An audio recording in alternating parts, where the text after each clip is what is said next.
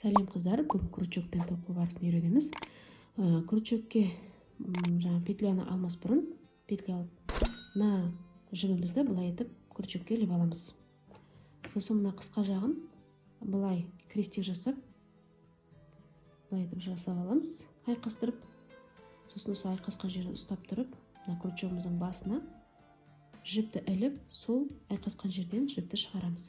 Мына бірінші біздің петлямыз, воздушный петля. Бірінші, екінші, үшінші, төртінші, бесінші деп осылай бұйымымызды ары қарай жалғастырамыз. Яғни өзімізге керекті петля сандарын аламыз. Бұл воздушный петля тердік біз қазір.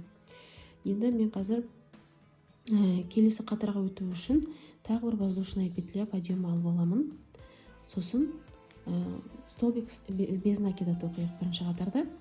Яғни мына тұрған петлядан емес, кейінгі тұрған петлядан бастаймыз. Крючогымызды кигізіп, оған жіпті іліп алып, былай етіп екі петля шығады крючоктың басына, сол екеуін біріктіріп тоқимыз. Бұл столбик без накида болып табылады.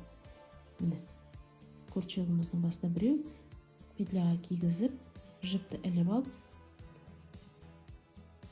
былай етіп шығарамыз. Міне. Егерде қандай да бір сұрақтарыңыз болып жатса, түсініксіз болса, онда комментарийға жазып қалдыруларыңызға болады. Тағы да айтып түсіндіретін боламыз. Жұмыс барысында да жалпы көретін боламыз. Енді қазір мүлде тоқып білмейтін қыздар болатын болса, оларға басында қолдарын жаттықтырып тоқып қарауға болады. Енді келесі қатарға өту үшін мына тұрған петляға тағы да бір воздушный петля подъема көтеріп аламын. Сосын бұйымымды кері қарай аударамын. Мына жаңа петля подъемынан бастамаймыз. Өзінің бұйымдағы тұрған бірінші петлядан бастаймыз. Қазір столбик с накидом көрсетейін сіздерге. Накид деген былай кигізіп алу. Крючоктың басына жіпті іліп аламыз. Бұны тоқымаймыз. Ары қарай мына крючоктың басын бірінші столбикке кіргізіп, жіпті іліп алып шығарамыз. Бізде крючоктың басында 3 петля пайда болды. Осы үшеуін біріктіріп тоқимыз. Бұл полустолбик с накидом деп аталады. Және де столбик с накидом түрі бар. Қазір оны келесі қатарда столбик с накидом болып көрсетейін сіздерге. Өте оңай крючокпен жұмыс жасау.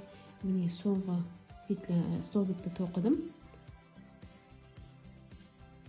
Енді келесі қатарға өту үшін воздушный петля аламын, петля подъема. Енді жаңағы столбик с накидом тоқу үшін 3 воздушный петля аламыз. Петля подъемымыз 3 болу керек. 2, 3, міне 3 петляны алдым. Бұйымымды кері қарай аударамын. Крючогымның басына накид кигізіп алып, бірінші столбиктен бастаймыз. Бірінші столбиктен былай етіп 3 петля шықты. Осы кездегі бастапқы 2 петляны біріктіріп тоқимыз. Және тағы да 2 петля қалады. Сол екеуін тағы да біріктіріп тоқимыз.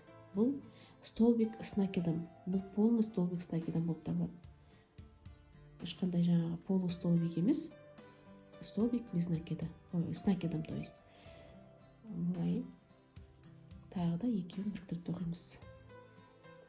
Крючокпен тоқу өте оңай қыздар.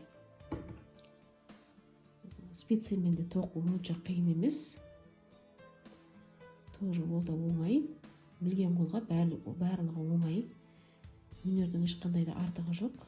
Сол себепті үйренем деген қыздарға каналыма тіркеліп, лайк басып, комментарий қалдырып отыруларыңызды сұраймын. Енді соңғы қатарын тағы да бір көрсетейін сіздерге. Тағы да петля подъемна жасаймыз келесі қатарға өту үшін. Бұйымды былай қарай аударамыз. Енді столбик, соединительный столбик деген болады. Соединительный столбикті көрсетейін сіздерге. Мына петляға тоқымаймыз. Жаңа айтып өткендей. Бірден мына бұйымның бірінші тұрған петлясынан бастаймыз. Петлямызға өтіп, крючоктың басына жіпті алып кіріп, алып шығып, мына тұрған жіпті бірден бірінші петлядан өткіземіз. Бұл соединительный столбик. Бірден